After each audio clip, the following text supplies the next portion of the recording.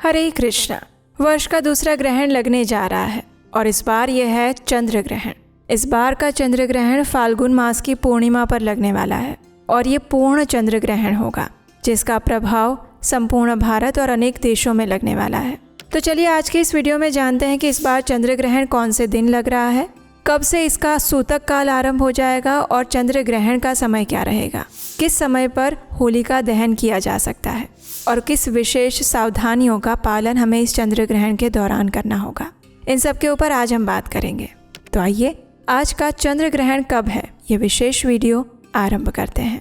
इस बार आने वाला चंद्र ग्रहण लग रहा है 3 मार्च 2026 मंगलवार के दिन। ये फाल्गुन मास की पूर्णिमा के अवसर पर आने वाला पूर्ण चंद्र ग्रहण है और इस वजह से ग्रहण के चरम समय के दौरान चंद्रमा पृथ्वी की छाया से पूर्ण रूप से ढक जाएंगे। छाया के भीतर स्थित चंद्रमा का भाग मात्र पृथ्वी के वायुमंडल से अपवर्तित सूर्य के प्रकाश से ही प्रकाशित होगा और ये लाल रंग का दिखाई देगा और इसीलिए इस बार के चंद्र ग्रहण को ब्लड मून भी कहा जा रहा है। इस बार के चंद्र ग्रहण की पूर्ण अवधि 57 मिनट 27 सेकंड की रहेगी और ये चंद्र ग्रहण भारत सहित अनेक देशों में दिखाई देने वाला है। इस बार का चंद्र ग्रहण लगेगा पूर्वी एशियाई, दक्षिण पूर्वी एशिया, ऑस्ट्रेलिया, प्रशांत महासागर और उत्तर अमेरिका के अधिकांश हिस्सों के साथ साथ दक्षिण अमेरिका के कुछ उत्तरी क्षेत्रों में भी ये चंद्र ग्रहण दिखाई देगा। अगर भारत की बात की जाए तो पूर्वी और उत्तर पूर्वी भारत के कुछ हिस्सों में पूर्ण चंद्र ग्रहण दिखाई देगा और भारत के अधिकांश हिस्सों में आंशिक चंद्र ग्रहण दिखाई देगा, जबकि पश्चिमी भारत में उपछाया चंद्र ग्रहण ही दिखाई देगा, यानी कि उस स्थान पर चंद्र ग्रहण समाप्त होने के बाद चंद्र उदय होने वाला है। आंशिक चंद्र ग्रहण यूरोप, पश्चिम एशिया, अफ्रीका, अटलांटिक महासागर, हिंद महासागर और ध्रुवीय क्षेत्रों में भी दिखाई देगा।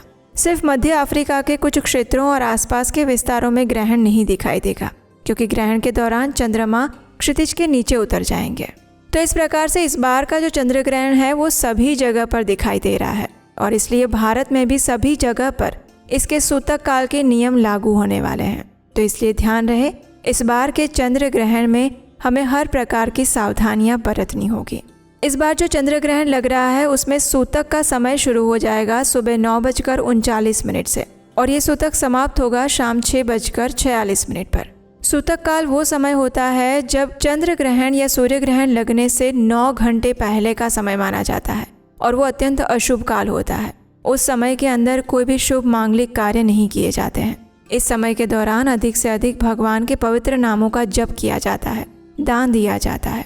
सूतक काल के दौरान किसी भी प्रकार का भोजन नहीं बनाया जाता है और खाया भी नहीं जाता है। लेकिन विशेष परिस्थितियों में जो बच्चे हैं, वृद्ध हैं, बीमार हैं, गर्भवती महिलाएं हैं, उनके लिए सूतक काल का आरंभ होगा दोपहर में 3:28 से और ये पूरा होगा शाम 6:46 तक। तो इस समय दौरान ही उन्हें सूतक काल के सभी नियमों का पालन करना होगा। इस दिन चंद्रोदय का समय है शाम 6:26 पर। तो इसलिए जो पूर्ण चंद्र ग्रहण है वो शाम को 6:26 से शुरू हो जाएगा और शाम 6:46 तक वो समाप्त हो जाएगा। तो स्थानीय ग्रहण जो है उसकी अवधि 20 मिनट 28 सेकंड की मिल रही है। अब देखिए इस बार फाल्गुन पूर्णिमा पर होली का दिन भी होता है और अगले दिन रंग वाली होली या धुलेटी मनाई जाती है। लेकिन होली वाले दिन शाम के समय हम होलिका दहन करते हैं।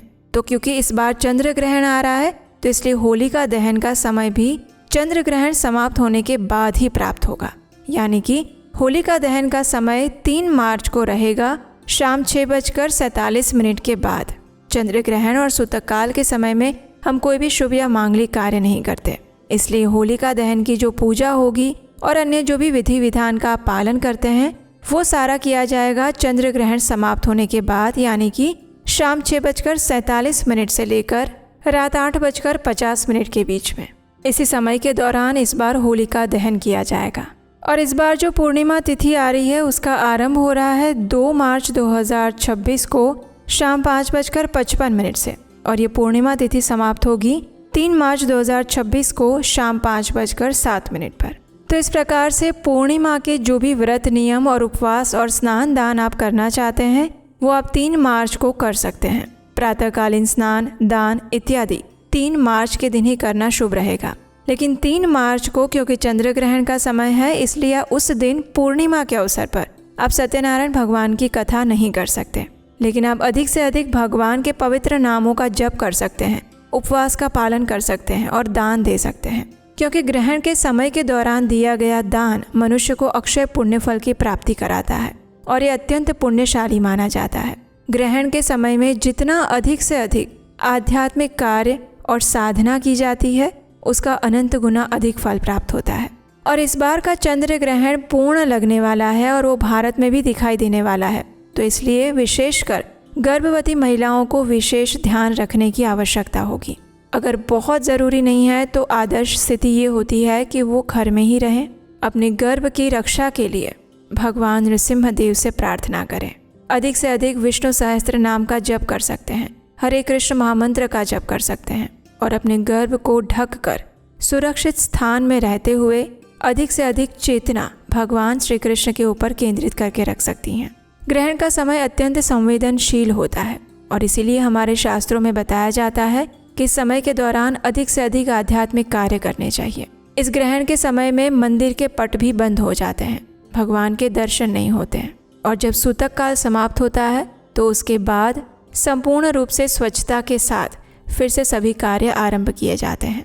चंद्र ग्रहण के समय में जब सूतक काल चल रहा हो, उस समय में हर प्रकार के भोजन पदार्थों में तुलसी पत्र या कुशा घास रख दी जाती है।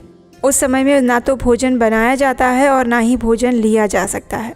इसलिए अगर आप पूर्णिमा के दिन कोई श्राद्ध क्रिया कर रहे हैं तो प्रयास करें कि वो ग्रहण शुरू होने से पहले ही पूर्ण कर दें।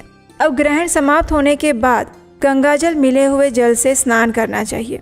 ये नकारात्मक ऊर्जा को दूर करता है और शरीर का शुद्धिकरण करता है।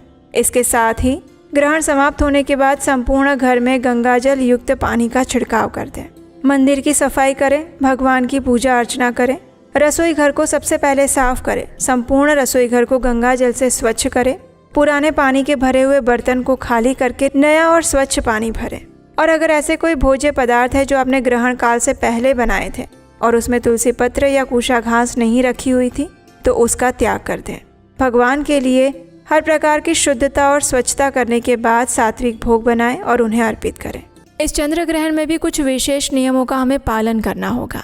अगर आप इन नियमों के बारे में जानना चाहते हैं तो नीचे कमेंट बॉक्स में लिखकर हमें बताएं। अगर आपकी इच्छा हुई तो इस चंद्र ग्रहण में क्या करें और क्या ना करें, इस पर भी हम एक विशेष वीडियो लेकर आएंगे। अगर इस ग्रहण से जुड़े हुए आपके कोई और प्रश्न हैं तो भी आप हमें नीचे कमेंट बॉक्स में लिख कर बता सकते हैं। अगर ये वीडियो अच्छा लगा है तो इसे लाइक करके बहुत सारे लोगों को शेयर कीजिए और अगर पहली बार इस चैनल पर आए हैं तो आपके अपने चैनल उपदेश अष्टकम को सब्सक्राइब करके रख लीजिए, क्योंकि यहीं पर आपको मिलेंगी वैदिक ग्रंथों से ली गई प्रमाणभूत जानकारी बिना किसी मिलावट के। हरे कृष्ण।